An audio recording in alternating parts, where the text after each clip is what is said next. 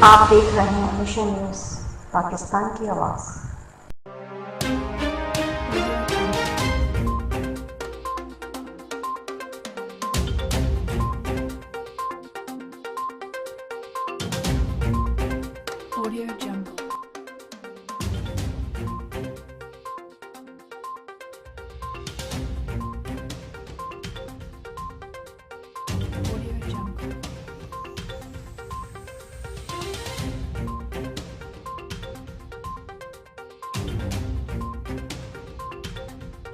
وزیراعظم عمران خان کی 31 سال بعد پاکستان میں ہونے والی OIC اجلاس میں انٹری، تمام ملکی وزراء اور خارجہ نے کھڑے ہوکر استقبال کیا۔